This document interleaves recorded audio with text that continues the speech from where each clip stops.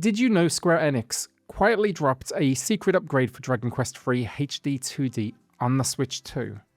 Yeah, no, nor me really. That's going to be the title of this video, and yes, some of you will already know, but here's the thing. They only mentioned it in the Japanese Direct, they put it on the Japanese website as well, but they completely skipped it in Western announcements. I only learnt about it from a comment on one of my own videos, which tells me plenty of people are gonna miss this. And it's a weird decision that raises a lot of questions, which we will get to. But first, let's answer the big one. How much of a game changer is this upgrade really? Well, today we're breaking down the two new graphical modes, diving into performance numbers, and putting it directly up against the original Switch version. So if you do enjoy videos like this and you're into all things Switch, from reviews and previews to news and lists, do a smaller channel a favour, hit subscribe. It helps a huge amount. So a quick refresher, if you've not been following this one, Dragon Quest III HD-2D is Square Enix modern reimagining of the 1988 classic. It's the same adventure, rebuilt now though, with gorgeous HD-2D visuals, new animations, and a fully remastered soundtrack. You'll be playing as the hero, setting out on a journey to defeat evil, while gathering companions, exploring towns, and tackling dungeons. As part of the Erdrick Trilogy, it is a huge nostalgia hit, and honestly, even on Switch 1, despite its share of performance issues, it is a must-play for any RPG fans. And does the Switch 2 fix those performance issues? It honestly does more than that. It is bloody lovely. For testing, I started right from the beginning. The hometown, a couple of early dungeons, and most importantly, the town of Romeria. This was one of the first real stress points for the game on Switch 1. And I'm happy to say, from a performance perspective, it is night and day. So, looking back at the Switch 1 version, running on its original hardware, I wouldn't say it's bad, but ask anyone and they'll tell you it feels choppy. In daytime, wandering through Romeria, you'll see it hover around 30 FPS, but it will often dip as low as 24. These drops, they seem to come from a mix of environmental effects and the sheer number of NPCs on screen. The game's engine seems just can't handle it all at once. Now at night, I'd say it's technically more consistent, but that consistency sits around 24 frames per second, rarely climbing to 30. It is still playable on the Switch 1, do not get me wrong, but this is only the early game. Later areas push the Switch even harder, with frame rates slipping into the low 20s and in some cases the high teens. Switch 2's performance mode completely changes the game. 60 FPS, and for the most part it is, or at least so far, locked. The odd drop might take it to 58 or 59 frames, but they're kind of blink and you'll miss it moments. It genuinely feels like a different experience. After playing it this way, jumping back to Switch 1 was just so jarring. You immediately notice that old choppiness. Now, I ran this mode everywhere, through dungeons, across the overworld, in the busy towns, and it never really wavered. It's just a solid, consistent upgrade. This brings us to Switch 2's graphics mode, and this one's interesting. Obviously, given the name, it's prioritizing visuals. We'll be digging into that in a moment. Got side-by-side comparisons coming up, as well as more frame rate analysis at the end of the video. But this graphics mode, it actually takes that 60 FPS target and drops it down to 30.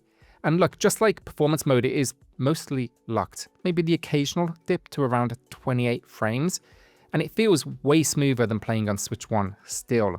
But is it worth trading frames for those visual upgrades? And that's what we're going to now. So I want to be transparent here. I've always thought this game was a looker, no matter what version you're on. The HD 2D art style is so accomplished, it's spot on, the world is gorgeous, and like a lot of you, I'm already hyped to see what they do with Dragon Quest 1 and 2 in this same style that's releasing very soon. But side by side, the differences visually, they start jumping out. There's of course a clear resolution bump first of all on Switch 2 that handheld players are gonna love, but even docked, it's obvious. Now it's not a massive leap. Square Enix hasn't gone in and added new textures, but the sharper presentation, it makes a huge difference. You know, indoors on Switch 1, everything's just a little bit soft. Banners and candle flames lose detail, stained glass gets jagged edges, and the blur effect in the background kind of almost bleeds into characters. Switch 2's performance mode cleans that up. Textures on walls and rugs, they pop more. Lighting highlights are neater. And depth of field blur doesn't kind of halo everything. Graphics mode then sharpens it further. Banners and pews have crisp outlines, stained glass has better detail, and the whole scene just feels, yeah, incredible, honestly. Outside then, it's the same story. On Switch 1, flower beds, grass, even cobblestone paths, there's definitely a blur to it all, and the foliage has visible dithering. On Switch 2 in performance mode, ground textures are sharper, shrubs have cleaner edges, and lighting has more contrast.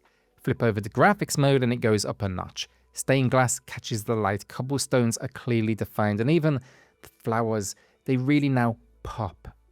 Finally, if we look at the overworld, on Switch 1, distant trees, they kind of blur into a flat green mass almost.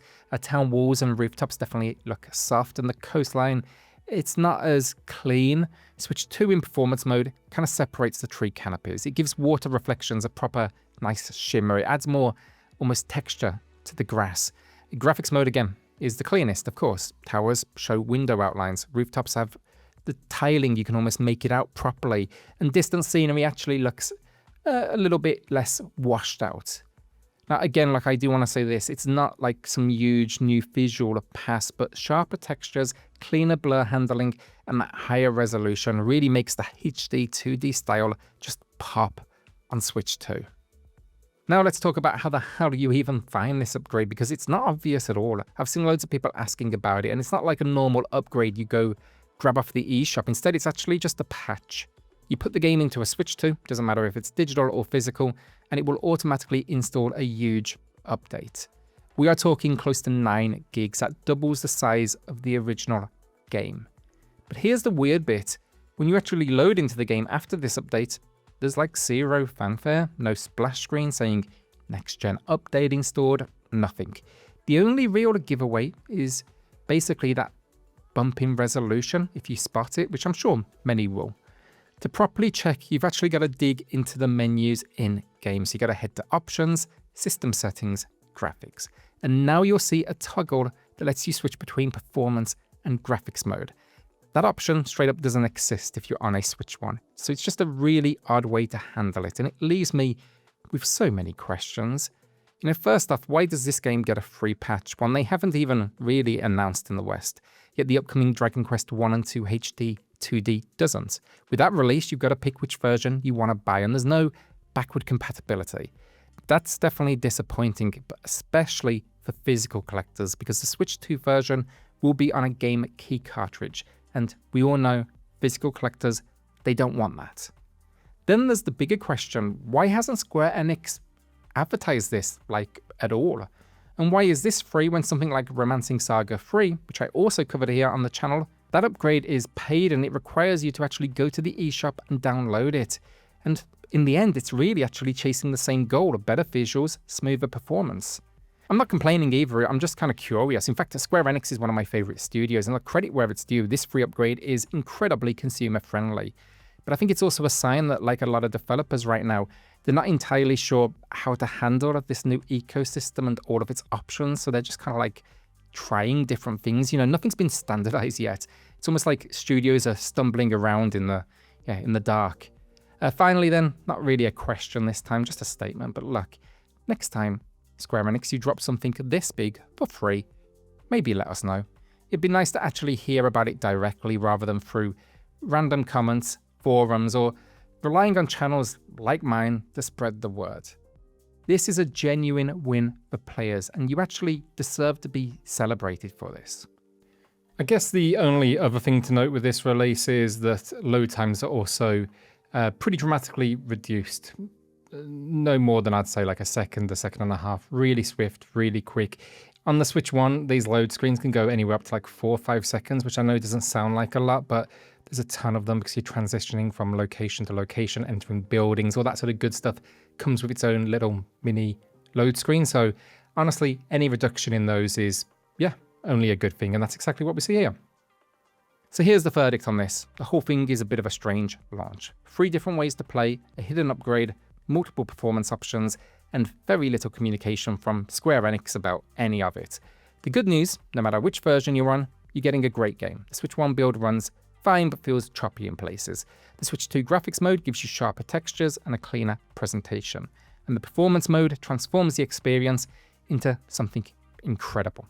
And if you are curious, I think that statement kind of gives it away, but which one I'll be sticking with is that performance mode. The upgraded visuals and graphics mode are, no question, beautiful, but for me, it is not worth dropping from 60 FPS to 30. This game just feels too good at that higher frame rate. And that is the video down. Hopefully this helps some of you out, maybe those that don't actually know it released. And if so, will you be checking it out? Let me know in the comments. With that then, again, do me a favor, subscribe if this one helped you out, and I'll see you in the next video. Cheers all.